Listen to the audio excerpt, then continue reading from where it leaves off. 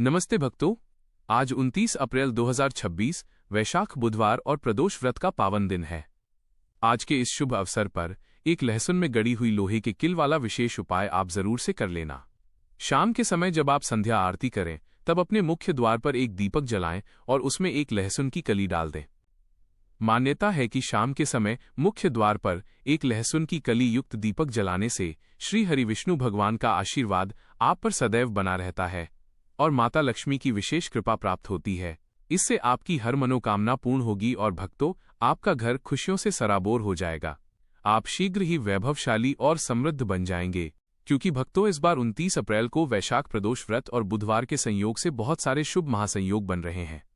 इसीलिए इस दिन इस महा उपाय को आप पूरी निष्ठा और अटूट श्रद्धा भाव से करें, ताकि माता लक्ष्मी तुरंत ही प्रसन्न हो और आपकी दरिद्रता का नाश हो जाए।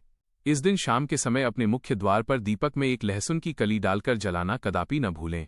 यही वो दिव्य दीपक है जो आपके घर की नकारात्मकता और बुरी छाया को दूर रखता है, जिससे धन की विपत्ति नहीं आती और रोग शोक की बाधाएं दूर रहती हैं।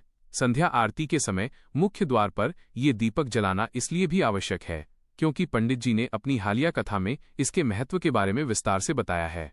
तो भक्तों, इस उपाय को आपको कैसे करना है, कब करना है और किस स्थान पर करना है, साथ ही उपाय के दौरान किन विशेष बातों का ध्यान रखना है, ये सारी जानकारी हम आपको इस वीडियो में देंगे।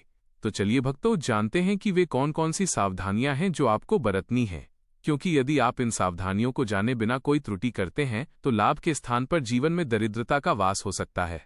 देखा गया है कि जब कोई व्यक्ति पूर्ण निष्ठा से ये उपाय करता है तो उसके जीवन में तत्काल चमत्कारी घटनाएं घटने लगती हैं और धन आगमन के मार्ग खुल जाते हैं। यह दिन इतना विशिष्ट है कि इस दिन किए गए छोटे से छोटे उपाय का फल अन्य दिनों की तुलना में कई गुना अधिक प्राप्त होता है।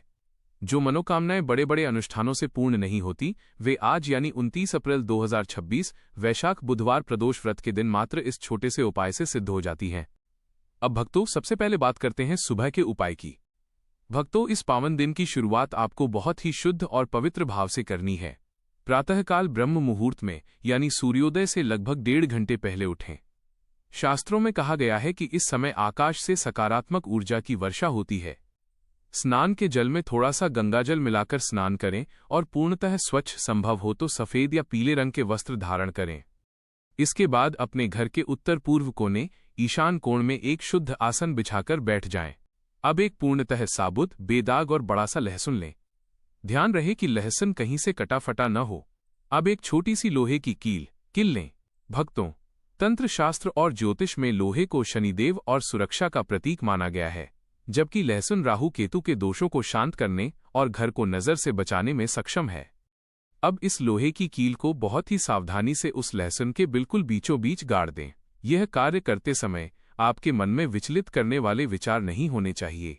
आपका पूरा ध्यान अपनी उस एक विशेष इच्छा पर होना चाहिए जिसे आप पूर्ण करना चाहते हैं।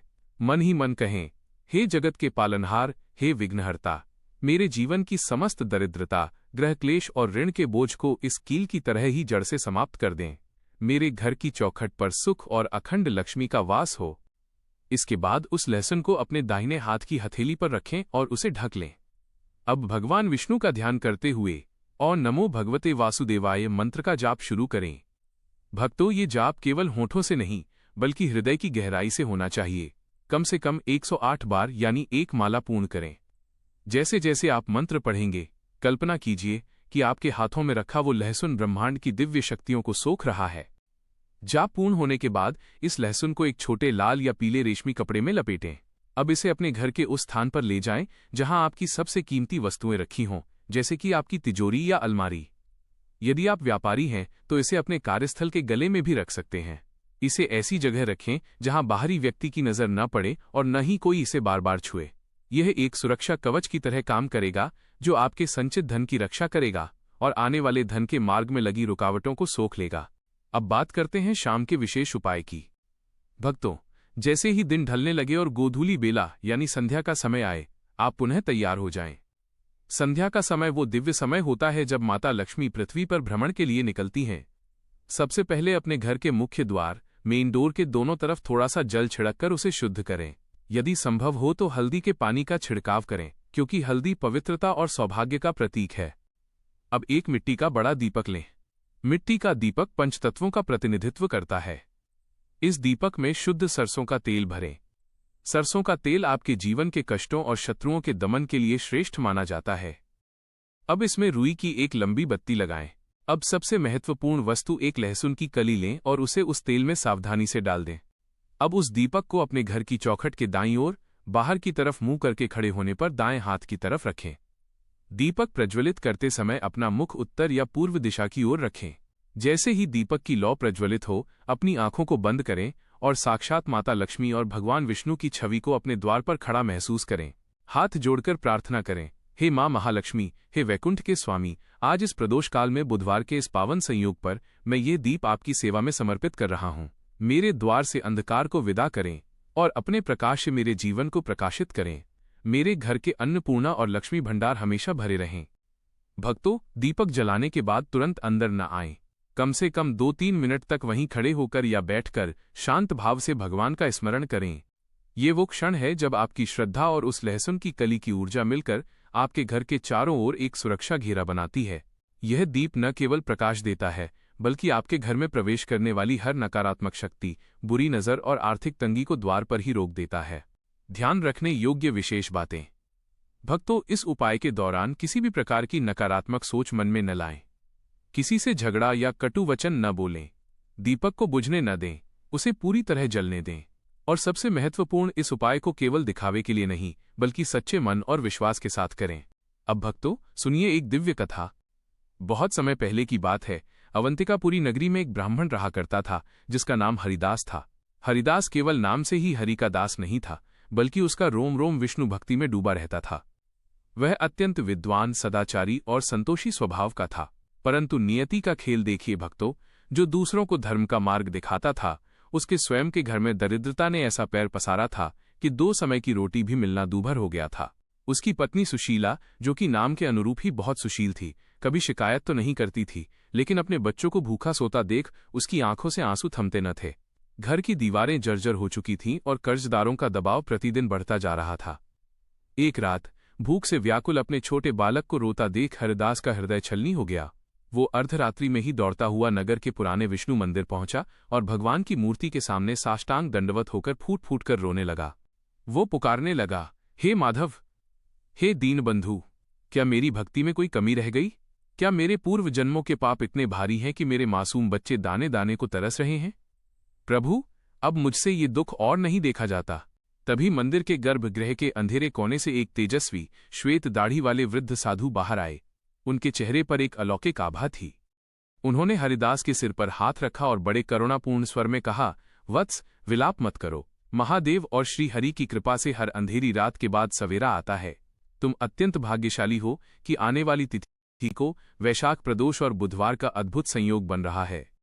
साधु ने हरिदास को पास बुलाकर उसे इस गुप्त लहसुन और कील वाले उपाय की महिमा समझाई। उन्होंने कहा, बेटा, लहसुन पृथ्वी के उस तत्व को धारण करता है जो नकारात्मकता को खींच लेता है और लोहा सुरक्षा का स्तंभ है। जब तुम इसे मंत्रों से अभिमंत्रित करोगे तो ये तुम्हारी दरिद्रता के चक्र को काट देगा और शाम को जलाया गया वो दीप साक्षात लक्ष्मी का मार्ग प्रशस्त करेगा। हरिदास ने अटूट विश्वास के साथ साधु की एक एक बात गांठ बांध ली। 29 अप्रैल के उस पावन दिन उसने ब्रह्म मुहूर्त में उठकर ठीक वैसा ही किया। जब वो मंत्र जाप कर रहा था तो उसे महसूस हुआ कि उसके भीतर का भय और चिंता समाप्त हो रही है। शाम को जब उसने अपने फटे हाल घर की दहलीज पर लहसुन वाली कली का दीपक जलाया तो उस दीपक की लौ सामान्य से अधिक तेजस्वी और स्थिर थी। चमत्कार की शुरुआत अगले ही दिन से हो गई। नगर के सबसे बड़े सेठ, जो वर्षों पहले हरिदास के पिता के मित्र थे और जिन्हें हरिदास भूल चुका था, अचानक उसके घर आए। उन्होंने बताया कि उन्हें स्वप्न में उनके दिवंगत पिता ने दर्शन देकर हरिदास की सहायता करने का आदेश दिया है। सेठ ने न केवल हरिदास का सारा कर्ज चुकाया, बल्कि उसे अपनी पाठशाला का मुख्य आचार्य भी नियुक्त कर दिया। धीरे धीरे हरिदास का घर अन्न और धन से भर गया। जो घर कभी सूना और उदास रहता था, वहां अब प्रतिदिन कीर्तन और उत्सव होने लगे। हरिदास समझ गया था कि ये केवल धन का आना नहीं है, बल्कि उस दिव्य उपाय के माध्यम से माता लक्ष्मी की कृपा का उसके घर में स्थायी वास हो गया है। यह देखकर गांव के अन्य लोग भी उस उपाय को करने लगे और उनके जीवन में भी सकारात्मक परिवर्तन आने लगे। तो भक्तों, ये कोई साधारण उपाय नहीं है, ये एक दिव्य साधना है जो आपके जीवन को बदल सकती है। बस आवश्यकता है सच्चे विश्वास और श्रद्धा की।